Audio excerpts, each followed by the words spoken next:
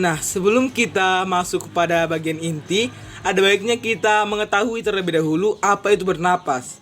Nah, jadi bernapas adalah proses memasukkan gas oksigen ke dalam tubuh dan mengeluarkan gas karbon dioksida keluar tubuh.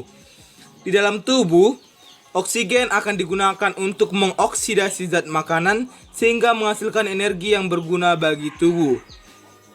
Proses bernapas juga biasa disebut proses respirasi.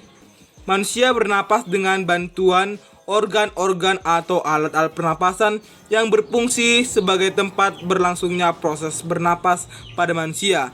Nah, jadi saat bernapas ada organ-organ yang terlibat dalam proses pernapasan pada manusia.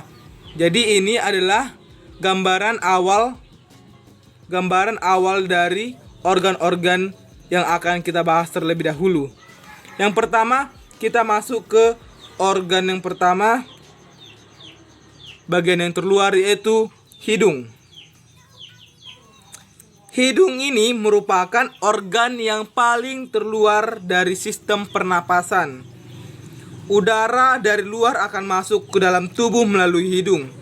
Udara dari luar tidak hanya mengandung oksigen saja, tetapi juga mengandung gas-gas seperti nitrogen, belerang, dan karbon dioksida. Hidung juga dilengkapi dengan rambut-rambut hidung. Ini dia rambut-rambut hidung. Indera pembau, selaput lendir, dan konka. Rambut-rambut hidung ini berfungsi sebagai alat menyaring debu-debu yang ikut masuk ke dalam hidung bersama dengan udara. Selaput lendir ini berfungsi sebagai pelekat debu atau kotoran yang masuk ke hidung dan juga menjaga agar hidung tetap lembab. Sedangkan indera pembau berfungsi untuk merasakan bau-bau dari lingkungan. Sedangkan kongka untuk menghangatkan udara yang masuk ke dalam tubuh. Oke, itu dari hidung. Selanjutnya, organ selanjutnya yang dilalui oleh sistem pernapasan yaitu ada yang namanya faring. Nah, jadi faring itu terletak di sini. Jadi seperti ada simpang tiga ya di sini. Di sini adalah masuknya udara. Di sini masuknya udara, sedangkan di sini makanan. Jadi ketika udara masuk, maka ini akan seperti ini bentuknya. Tetapi jika makanan masuk melalui mulut, maka ini akan tertutup seperti ini.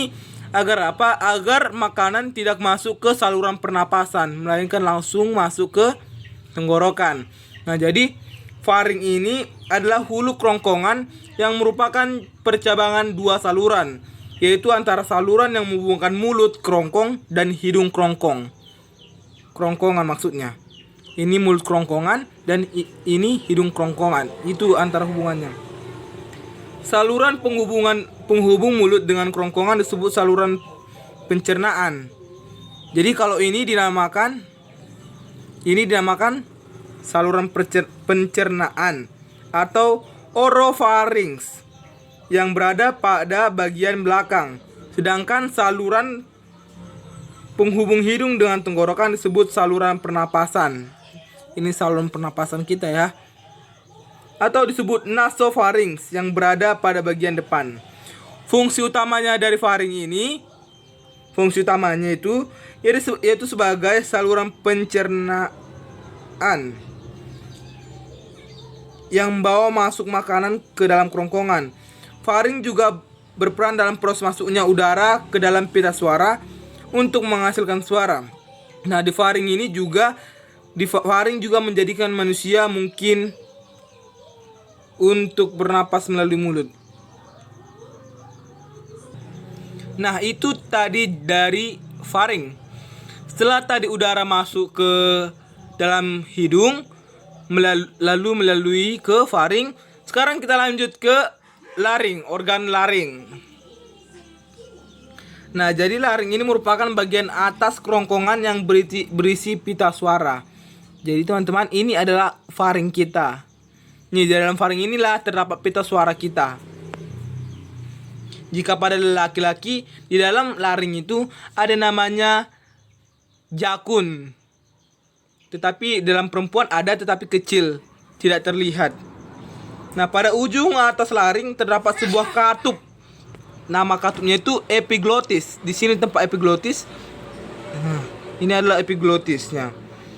Katup epiglotis ini merupakan tulang rawan yang sangat tipis yang menutup pangkal tenggorokan. Jadi ini adalah berfungsi untuk menutup pangkal tenggorokan.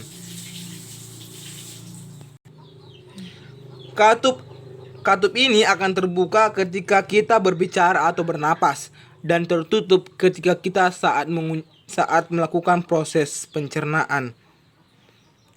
Saat kita makan sambil bicara, biasanya kita akan tersedak.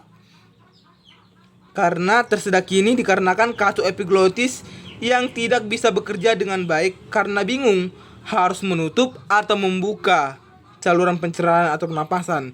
Jadi maka itulah alasannya mengapa kita dilarang makan sambil bicara. Nah, di bawah epiglotis terdapat tulang rawan yang membentuk jakun. Jakun. Ini jakun kita. Di dalam jakun terdapat pita suara atau vocal cord, tempat dihasilkannya suara. Saat paru-paru mengeluarkan udara, pita suara akan bergetar dan akan terdengar sebagai suara. Setelah tadi melalui faring, sekarang udara masuk ke trakea terlebih dahulu. Ke trakea, ini adalah trakea. Kemudian di trakea ini akan terbagi dua. Ini disebut namanya bronkus kanan dan bronkus kiri.